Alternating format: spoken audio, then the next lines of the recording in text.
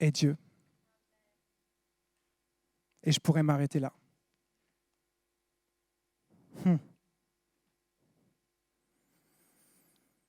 Et il a une parole pour nous ce matin. Il a une parole pour toi ce matin. Oui, je crois. Mais. Oui, je crois. Mais c'est dur. Mais je ne vois pas. Mais je suis fatigué. Mais c'est long. Mais je ne comprends pas. On est bercé depuis tellement de temps dans cette société par ce paradoxe entre ce qui semble venir nous combler un instant ou nous satisfaire et tout ce qu'on y oppose comme un manque jamais en fait satisfait. On va être tout à fait capable de dire oui, les vacances étaient géniales, mais c'est déjà fini. Le resto, c'était excellent, mais le service était un petit peu long. Oui, tu as eu une bonne note, mais tu peux faire mieux. Et on n'a pas assez conscience que lorsque l'on affirme quelque chose qui peut être comme un objet de satisfaction, chaque mais vient tout annuler. Tout. Tu peux te présenter à quelqu'un et lui faire la liste de tout ce qui, selon toi, sont des qualités chez lui. Tu finis avec ce mais, il te reste, il ne retient que ça. Il se retrouve avec ce seul fardeau qui vient comme tout annuler, tout détruire. Mais c'est un tout petit mot qui en fait a pour principe de s'opposer à. Et lorsque l'on croit et qu'on affirme croire en Dieu, qu'on affirme croire en ce Dieu qui ne change pas, mais dès que tu lèves un mais devant Dieu, tu laisses une porte grande ouverte à l'opposition. Et le diable s'engouffre et s'installe. Le diable te trouble, te tourmente, te blesse. Et tout ce que tu crois est comme fragilisé, sans fondement, détruit.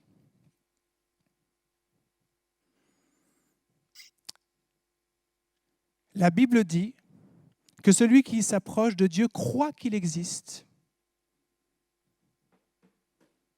et qu'il est le rémunérateur de ceux qui le cherchent. Hébreux 11, 6. La Bible dit aussi, Marc 9, 24, c'est un homme qui s'exprime auprès de Jésus et qui dit « Je crois !»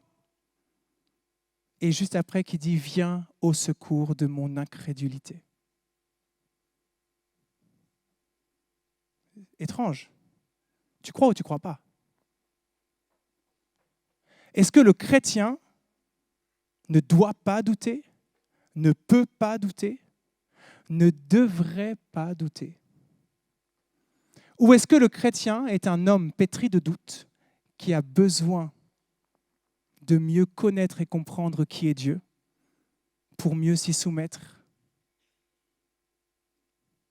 Est-ce que parfois on n'oublie pas trop vite et trop facilement celui qui est le Dieu que nous servons, celui qui nous a sauvés? Est-ce que parfois nous ne nous oublions pas trop facilement que Dieu n'est pas toi et que tout ce que toi tu connais, sais, penses est tellement ridicule devant l'infinie grandeur de Dieu?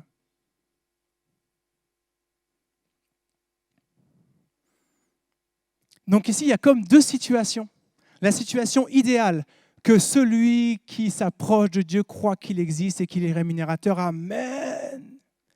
Et puis il y a le concret. Je crois, mais viens au secours de mon incrédulité. C'est ça le concret. Parce que qui ici peut attester qu'il n'a jamais douté? Qui n'a jamais douté? La différence ici qu'il faut noter, c'est que cet homme qui crie à Jésus, je crois, viens au secours de mon incrédulité. Tout ce qui fait la différence, ce n'est pas le fait qu'il croit ou qu'il ne croit pas, c'est qu'il cherche le secours en Jésus. C'est là la différence. C'est sa transparence et son honnêteté de dire je crois. Mais en moi, il demeure des résistances, des éléments, peut-être des blessures, des forteresses de raisonnement qui viennent priver ma foi de fondement, de contenu et de puissance, de réalité. Ici, quand on a le mot « je crois » et « incrédulité », c'est les mêmes mots en fait, juste à la différence d'une lettre. « Je crois », c'est pistéo en grec, et « incrédulité », c'est apistia. Les deux parlent de la foi. Sauf que l'incrédulité, il y a le « a ». Ça vient priver ta foi. Et nous sommes, les uns et les autres, dans nos contextes, dans nos pensées, dans tout ce que nous traversons, sujets à laisser de la place à des éléments qui viennent priver notre foi de force, de puissance, de vie, de fruits et de réalité. Et la première chose à faire, c'est de le reconnaître. Pour dire, Seigneur, je crois, j'ai la foi, mais je manque de foi, alors au secours, aide-moi, aide-moi. Parce que j'ai beau réfléchir, raisonner, ce n'est pas moi qui vais résoudre le problème. C'est toi. Le problème, ce n'est pas d'avoir des doutes. C'est la place qu'on laisse aux doutes et la valeur qu'on leur donne. C'est l'importance qu'on leur laisse. C'est ça le problème. Le problème, ce n'est pas d'avoir des doutes. C'est le manque d'humilité qui nous empêche de reconnaître qu'on est des chrétiens qui doutent et qu'on a besoin de dépendre davantage de Dieu pour que les doutes s'envolent. Parce qu'ils s'envolent. Ils s'envolent. Notre Dieu est celui qui, par le Saint-Esprit, vient faire une œuvre à l'intérieur de chacun de nous pour transformer, remodeler, reconstruire, façonner, afin que tout ce qui s'oppose à la foi disparaisse et que toute racine d'incrédulité soit chassée au nom de Jésus.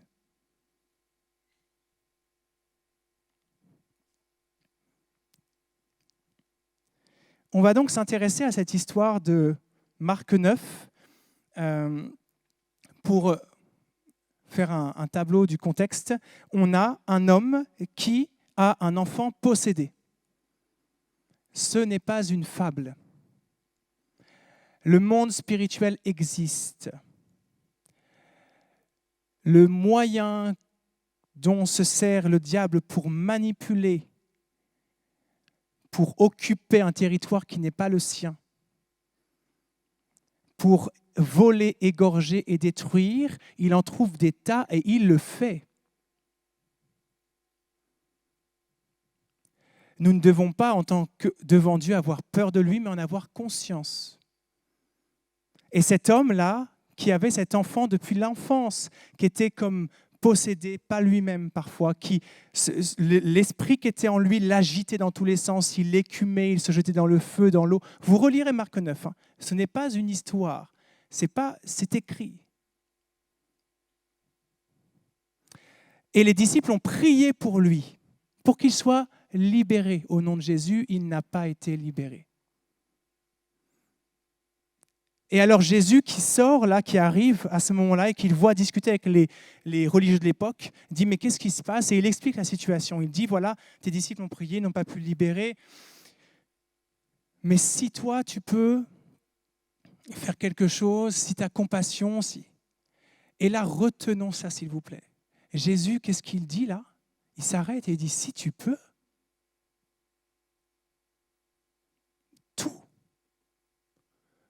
tout est possible à celui qui croit. Et l'homme, à ce moment-là, il ne réfléchit pas 10 ans.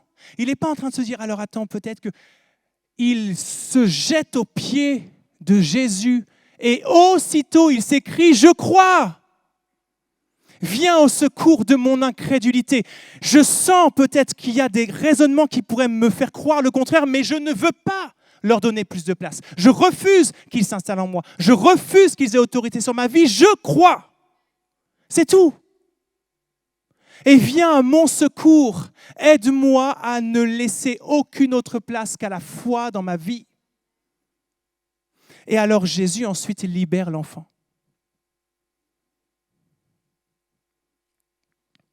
On va s'intéresser à ça, à ce que Jésus a dit. Il a dit, si tu peux. Et il a dit, tout est possible à celui qui croit.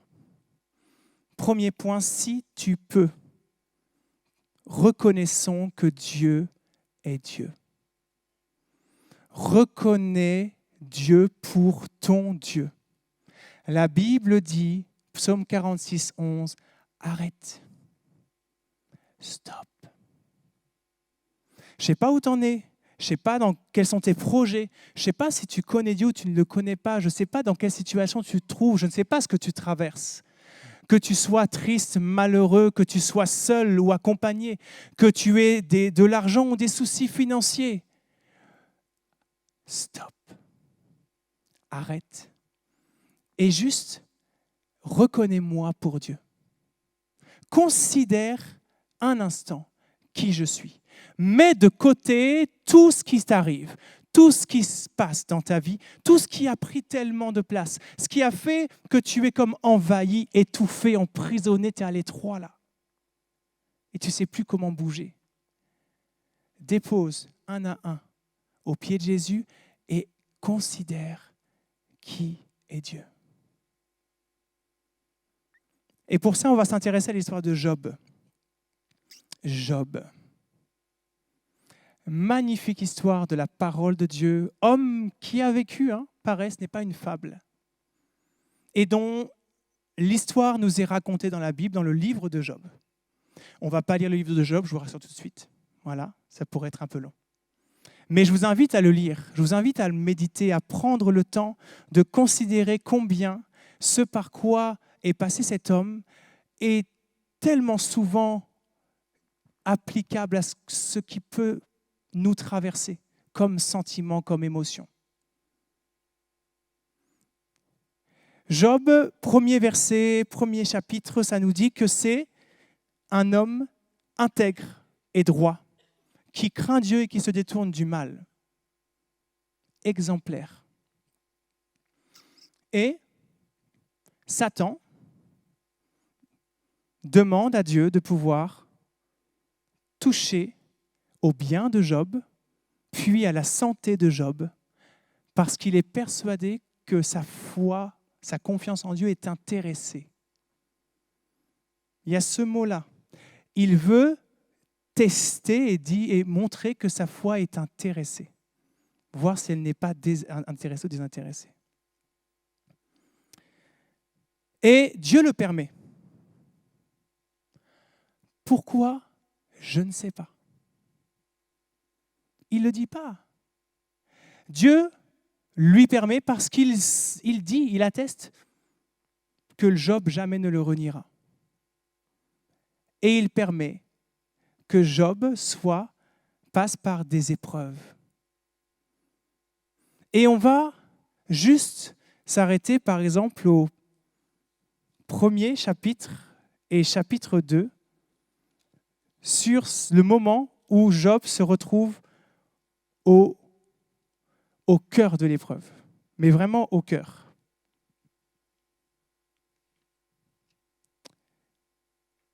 Ses serviteurs arrivent et lui annoncent que là, dans l'après-midi, tous ses enfants sont morts.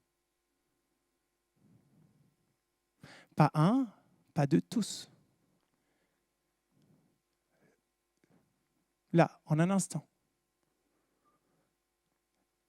Et au verset 20, premier chapitre, alors Job se leva, déchira son manteau, se rasa la tête et se jeta par terre. Il se prosterna. Et il dit, « Je suis sorti nu du sein de ma mère, et nu je retournerai dans le sein de la terre. L'Éternel a donné, l'Éternel a ôté, que le nom de l'Éternel soit béni. » En tout cela, Job ne pécha point et n'attribua rien d'injuste à Dieu. Job n'est pas un surhomme. Il souffre, il a mal. Il vient d'apprendre que tous ses enfants sont morts. Il se jette à terre, il déchire ses vêtements, il se rase la tête. Ce ne sera plus jamais le même homme. Parce que ce qu'il traverse est douloureux. Et dans sa douleur, il se jette aux pieds de son Dieu. Il se jette aux pieds de son Dieu.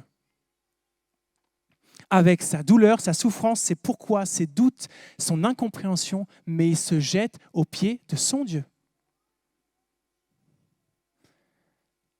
Et chapitre 2, on lit juste après, là, il tombe malade, un ulcère malin qui le fait souffrir. Donc, c'est-à-dire que non seulement il y a la douleur d'avoir la perte, mais en plus il a une douleur physique. Il a mal H24.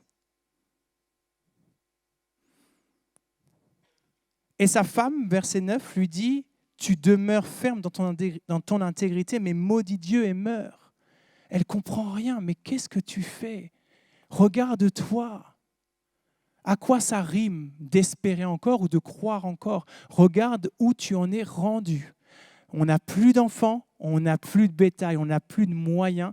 Tu es malade, c'est fini. » Et lui, il dit, « Tu parles comme une femme insensée. Nous recevons de Dieu le bien et nous ne recevrions pas aussi le mal? » Et en tout cela, Job ne pécha point par ses lèvres. Et après, il a 3 amis qui vont le rejoindre et qui vont vouloir le visiter pour lui apporter un peu de soutien et de compassion. Et qui ne vont même pas le reconnaître. Tellement l'épreuve qu'il traverse l'a totalement bouleversé.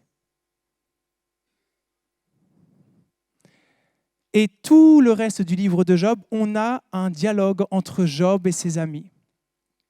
Job qui manifeste à la fois ses lamentations et à la fois son espérance en Dieu. Ses amis qui remettent en cause Dieu, qui remettent en cause lui, qui avait commencé par se taire pendant 7 jours et qui aurait peut-être mieux fait de se taire jusqu'au bout, mais qui ont cru bon de chercher à encourager, qui sont parfois perdus dans leurs explications. Et c'est un long livre où on voit un homme qui souffre et qui aime Dieu. Il souffre et il aime Dieu. Dieu l'aime et il souffre. Il ne comprend pas tout. Il expose à Dieu tout ce par quoi il traverse, toutes ses émotions et ses sentiments, mais il n'attribue rien d'injuste à Dieu. Et on arrive à la fin du livre, à partir du chapitre 38, et là, il y a un tournant, parce que là, l'Éternel répondit à Job du milieu de la tempête. C'est plus l'homme qui parle, c'est plus Job, c'est Dieu. Et là, quand Dieu parle, il n'y a plus rien à dire. Quand Dieu parle, le temps change, la circonstance change. Et tu ne peux résister à sa souveraineté. Tu ne peux résister à son autorité parce qu'il est Dieu. Et alors, il va poser plein de questions à Job. 38, 39, 40, 41, 4 chapitres où il pose plein de questions à Job. Et dans toutes ces questions, il veut rappeler à Job qu'il est Dieu. Juste ça. Et pour ça, il lui rappelle qu'il est celui qui a tout créé, ciel, terre, mer, lui-même. Et j'ai relevé quelques versets très intéressants. Chapitre 39 au verset 34. Dieu parle à Job et il lui dit « Celui qui intente un procès au Tout-Puissant a-t-il à critiquer ?» Et ensuite il ajoute « Celui qui conteste avec Dieu a-t-il quelque chose à répondre ?» T'as oublié qui je suis ? Je suis Dieu. Et toi, t'es qui ? Tu n'es pas Dieu. Comment ou de quel droit penses-tu pouvoir contester ? De quelle autorité ? De quelle révélation ? Qu'est-ce qui montre ou dit que tu me dépasserais quelque part pour pouvoir me dire ce que je devrais faire, penser, dire ? Et Job, il répond à l'Éternel, verset 36, et il dit « Voici, je suis trop peu de choses, que te répliquerai-je ? Je mets la main sur ma bouche. La mort et la vie sont au pouvoir de la langue. La langue est un petit membre comme un feu dévorant. Et parfois, nous devrions mettre la main sur la bouche pour éviter de laisser un accès immense à l'incrédulité en nous, en attribuant à Dieu tout ce qui nous semble injuste pour nous sur terre. Par manque de révélation, de connaissance, de soumission, d'obéissance, d'amour.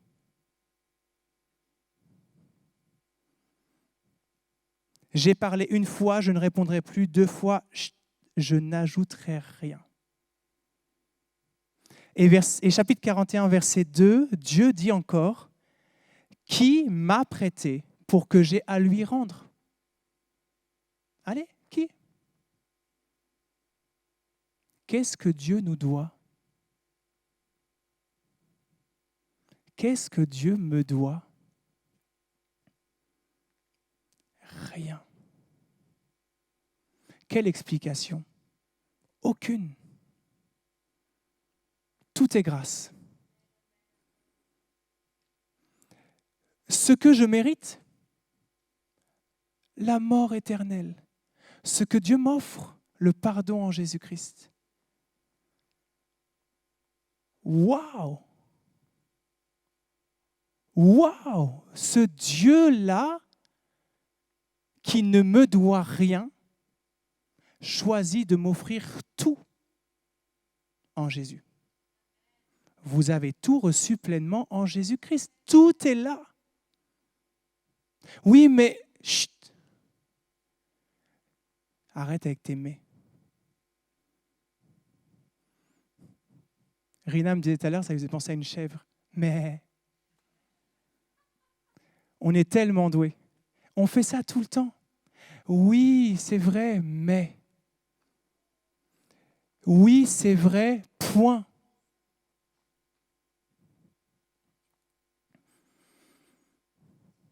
Et alors à la fin, Job finit par dire, eh bien, je reconnais que tu peux tout. Je reconnais que j'ai parlé sans savoir de mystères qui me dépassent. Mon oreille avait entendu parler de toi, mais mon œil maintenant t'a vu. Alors je me repens.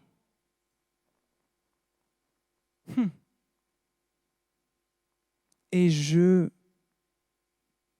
me prosterne devant toi, reconnaissant ta souveraineté. Si tu peux, la question n'est pas si Dieu peut tout. Tout. La question, c'est si Dieu veut. Et ça ne nous regarde pas. On n'a rien à dire sur la volonté de Dieu parce qu'elle est bonne, agréable et parfaite. On a besoin d'être renouvelés dans notre intelligence par le Saint-Esprit afin de discerner quelle est réellement cette volonté de Dieu. Nous ne sommes pas capables de savoir ce qui est bon pour nous-mêmes. On est pétris de faux raisonnements et de mensonges. Nous ne savons pas.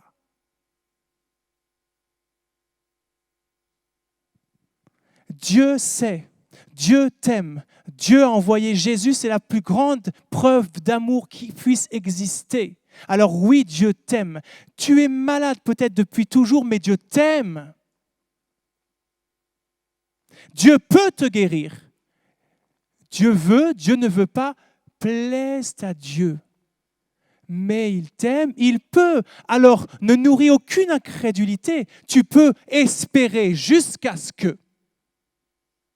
Parce que tu peux vivre un temps de guérison comme tu peux traverser ta vie en étant malade, mais en étant sauvé, justifié, une source de bénédiction sans plus finir, en voyant des miracles autour de toi, ou même en étant un instrument pour guérir d'autres.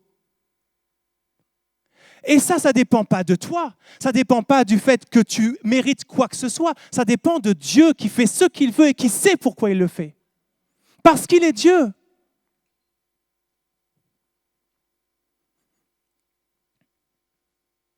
Ésaïe 55, 8 à 11 nous dit que ses pensées ne sont pas nos pensées, que ses voies ne sont pas nos voies. Et que autant le ciel est élevé au-dessus de la terre, autant nos pensées sont éloignées des siennes. Et nos chemins, nos façons de faire sont éloignés des siennes. Acceptons de ne pas tout comprendre, mais faisons-lui confiance parce qu'il en est digne. Parce qu'il nous l'a prouvé par le miracle de la vie nouvelle en lui, et il ne cesse de nous le prouver en pourvoyant de tas et tas de manières, même au milieu de l'épreuve.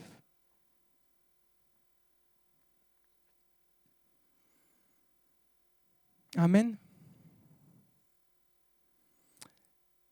Et ensuite, deuxième point, on a vu que Dieu peut, que Dieu est Dieu. Eh bien, sache que tout est possible à celui qui croit, alors crois seulement. Pas crois, mais crois seulement, point. Crois. La Bible nous dit, Hébreux 11, 1, que mettre sa foi en Dieu, donc croire, c'est le même mot, je rappelle, dans la Bible, vous voyez croire et foi, c'est pareil, c'est le même mot en grec. Mettre sa foi en Dieu, c'est être sûr de ce que l'on espère et être convaincu de la réalité de ce qu'on ne voit pas. On manque de perspective. On manque de perspective. Cette foi placée en Dieu nous amène à être comme Paul, à expérimenter ce que Paul a expérimenté, c'est-à-dire vivre dans la souffrance, mais dire Romains 8, 18, j'estime, tout simplement, que les souffrances du temps présent ne sont rien comparées à la gloire à venir. Oh, amen, alléluia. Ça paraît tellement simple. Évidemment que ce n'est pas simple.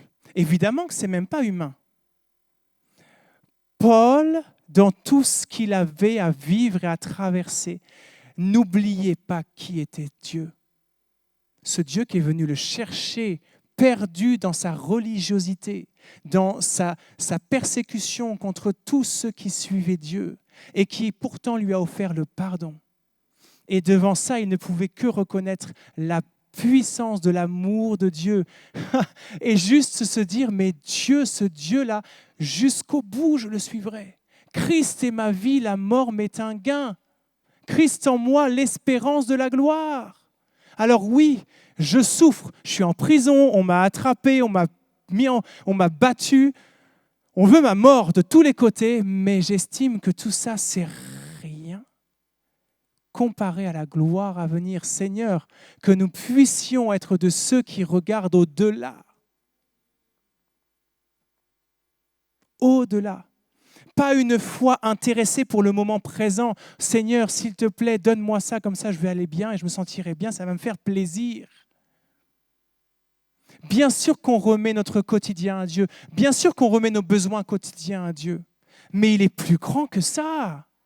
Et ce qu'il nous offre est bien plus grand que ça. Honnêtement.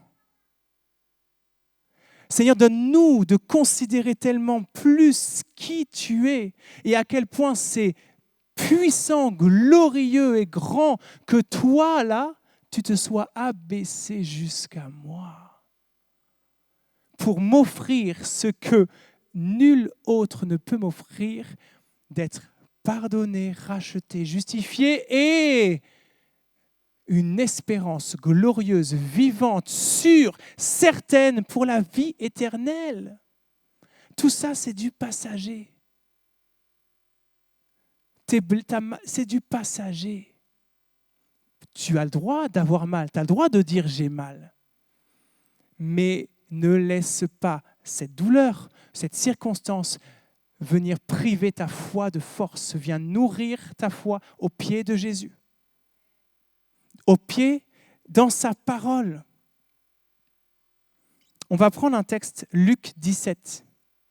Luc 17, au verset 1er jusqu'au verset 6.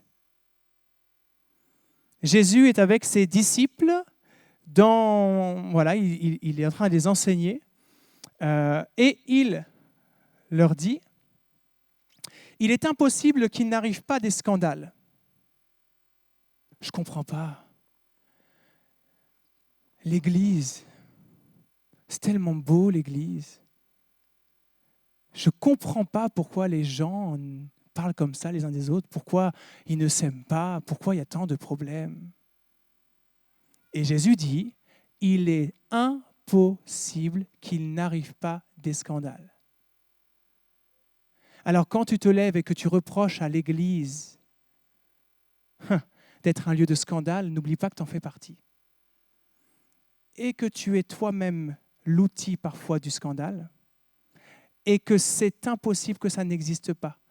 Par contre, le Seigneur dit ensuite, « Malheur à celui par qui ils arrivent, il vaudrait mieux pour lui qu'on mette à son cou une pierre de moulin, qu'on jette dans la mer, et que s'il scandalisait un de ses petits. » Et là, il dit, prenez garde à vous-même, vous mes disciples, prenez garde, parce que ça peut vous arriver. Eh ouais, t'es pas arrivé, t'es pas au bout, t'es pas parfait. Si ton frère a péché, reprends-le, et s'il se repent, pardonne-lui. S'il a péché contre toi 7 fois dans un jour, et que 7 fois il revienne à toi, disant « je me repens », tu lui pardonneras. Et les apôtres, là, qu'est-ce qu'ils disent à Jésus ? Augmente-nous la foi. Mais tu te rends compte de ce que tu nous dis ? Ils sont très honnêtes. Seigneur, donne-nous d'être aussi honnêtes parfois, punaise. On a besoin d'être aussi transparents. Parce que soyons très clairs, le pardon, c'est quand même pas monnaie courante. Combien de fois nous sommes emprisonnés à cause d'un manque de pardon dans notre marche avec Dieu, dans nos relations de couple, de famille, fraternelle, de collègues et j'en passe. Le non-pardon vient comme une gangrène là, et ça nous ronge et ça nous détruit. Et eux, ils en sont bien conscients. Ils se disent, mais qu'est-ce qu'ils racontent ? Une fois, ça passe. 2 fois, ok. 7 fois dans la même journée, non, c'est bon, c'est qu'il n'a rien compris, quoi. Il n'a qu'à faire un effort. Et puis après tout, ce n'est pas à chaque fois à moi de pardonner, c'est bon. J'ai assez donné, j'ai assez fait. Ce n'est pas notre comportement, parfois, nos réactions. Combien de fois on va être là à dire, non, c'est bon, j'ai assez donné, j'ai assez fait. Mais oui, mais non, j'ai déjà fait le premier pas, des tas de fois, maintenant c'est à lui de faire. Seigneur, pardonne-nous et augmente-nous la foi. Oh oui, augmente-nous la foi. Et Jésus va dire, si vous aviez la foi comme un grain de sénévé, vous diriez à ce sycomore, déracine-toi, jette-toi dans la mer, et il le ferait.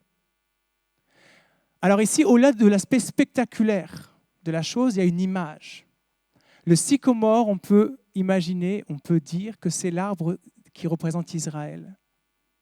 Il est en train de dire à des Juifs, si vous aviez la foi, si vous compreniez quel est le plan de Dieu réellement, même un tant soit peu, vous diriez à ce sycomore, vous, peuple d'Israël, de sortir, d'aller dans la mer de ce monde et de prêcher l'Évangile.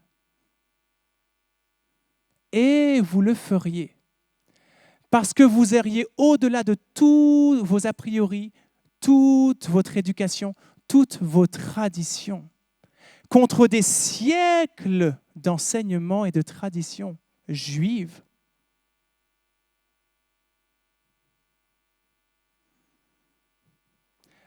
Avoir la foi doit venir nous bousculer.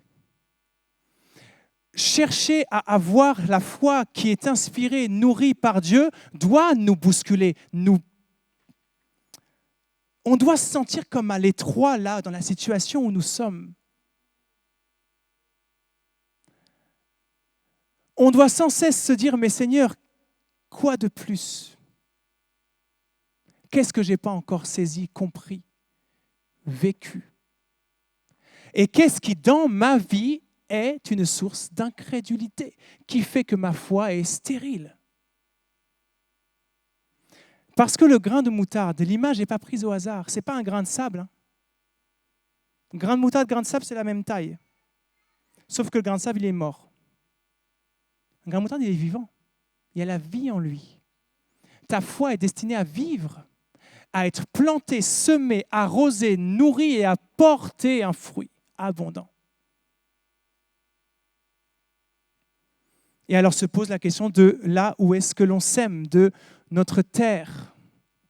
Marc 4, parabole du semeur et des terrains, vous pourrez relire, il y a plusieurs terrains. Nos terrains de cœur sont parfois au bord du chemin, on est entre les deux. Dieu ou pas Dieu, je ne sais pas, je regarde un peu de loin. Sauf que pendant que je suis de loin, je suis isolé et le diable vient me ravir. Comme ça. Parfois, ma terre, mon cœur, c'est un endroit pierreux. J'ai besoin que Dieu vienne briser. Briser. Parce que sinon, il n'y a pas de racines. Et ça ne produit pas de fruits, ça ne grandit pas. Parfois, mon cœur est enveloppé, envahi par les soucis, les inquiétudes, les tracas, les doutes, les questions. Et j'ai besoin de faire un bon coup de débroussaillage.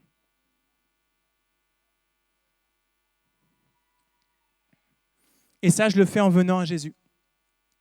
Et alors après, ma terre peut être la bonne terre. Pourquoi? Pas parce que tu es bon. Rien à voir. Parce qu'à ce moment-là, tu n'es plus celui qui entend et qui reçoit, mais il y a les ronces, il y a les pierres, il y a tout ce que tu veux bien, mais tu es juste celui qui entend et reçoit, point. Cherche, lis la parole, la foi vient de ce qu'on entend. Et ce qu'on entend vient de la parole de Dieu, Romains 10, 17. Lis, cherche, nourris-toi, nourris-toi, nourris-toi encore. Tu souffres, tu as mal, lis la Bible. Tu n'as pas de réponse à tes questions, tu es paumé. Appelle quelqu'un, dis-lui que tu as mal. Prie avec lui, lis la Bible, cherche Dieu. Il va manifester pour toi sa consolation, sa grâce, sa guérison. Il va te donner sa paix. Il va faire ce que lui seul peut et sait faire. Il le fera.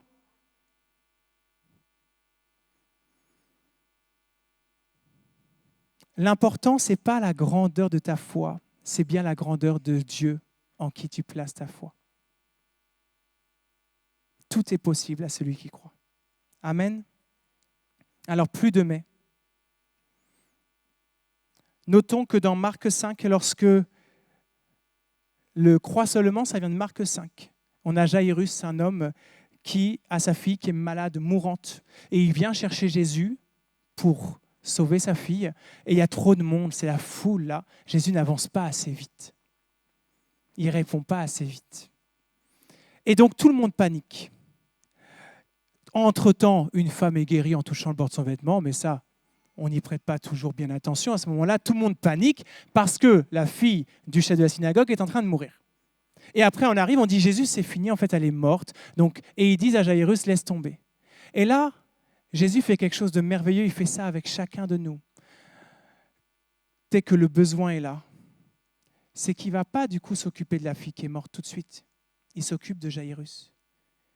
Il s'approche et lui dit « Ne crains pas, crois seulement, point. »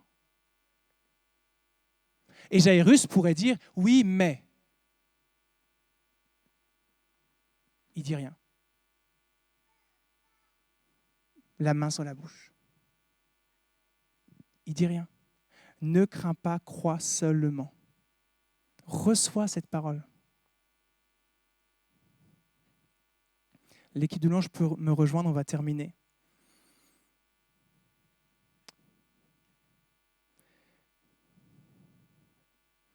Hébreux 12, versets 1 et 2 nous disent que nous sommes environnés d'une grande nuée de témoins. Nous avons autour de nous ici à l'Église, dans nos familles, dans l'histoire de l'Évangile, dans la Bible, une nuée de témoins. Des tas et des tas d'exemples qui nous montrent combien Dieu est Dieu, combien Dieu est digne de confiance. Et on a, si on relit Hébreux 11, des tas de héros de la foi qui ont mis en œuvre leur foi. Ce n'était pas une foi juste des mots, c'était une foi par des actes. Ils posaient des actes de foi. Une foi vivante.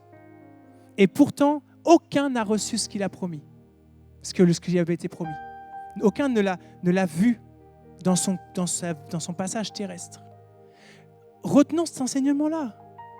Nous, on est assoiffés de voir Dieu régler notre situation tout le temps H24. Seigneur, en gros, que je n'ai pas de problème. Ce n'est pas l'évangile. Ce n'est pas l'évangile. Dieu vient lorsqu'il prend place en toi, au travers de Jésus, susciter la foi. Et ensuite, Jésus est celui qui l'amène à la perfection. C'est ce que dit Hébreux 12, 1 et 2. Ça veut dire qu'en fait, il y a un démarrage de cette foi, il y a un accomplissement. Et l'accomplissement, il sera avec lui pour l'éternité. Il y a un texte dans Colossiens, je crois, chapitre 2 ou 3, non, chapitre 3, début du chapitre 3, qui nous dit de chercher les choses d'en haut et de ne pas s'attacher aux choses terrestres. Et à un moment donné, il y a quelque chose qui est intéressant, c'est dit que notre vie est cachée en Christ. La vie cachée en Christ, ça veut dire que ce que tu vis là, c'est une ombre. Ça n'a pas autant de valeur que ce que tu vivras lorsque le Christ paraîtra. Parce que ça dit ensuite que lorsqu'il paraîtra, ta vie aussi la paraîtra en lui. Là, tu seras complet, total, entier, régénéré totalement, corps glorifié, etc. Là, tu seras là où tu dois être et ce pourquoi tu as été créé, là où est ta destinée. Et je pense que Paul avait compris ça et c'est pour ça qu'il a pu dire « J'estime que tout ce que je traverse là, c'est rien. » Comparé à la gloire à venir. Seigneur, que nous puissions beaucoup plus considérer la gloire à venir. Et être de ceux qui n'oublient pas que tu n'es pas juste un Dieu fort, puissant, grand, mais que tu es aussi un Dieu d'amour qui a envoyé Jésus et que ça, c'est suffisant. Tout reçu pleinement en Jésus-Christ, c'est suffisant. Tout le reste, c'est du bonus. Et ce matin, je lisais une pensée qui disait que la bénédiction de Dieu, quelle qu'elle soit, ne doit jamais nous faire oublier le Dieu de la bénédiction. C'est lui qui compte, c'est Dieu. Et nous ne sommes rien, et tout ce que l'on a, c'est grâce à lui. Amen. J'aimerais qu'on prenne un temps de prière ensemble.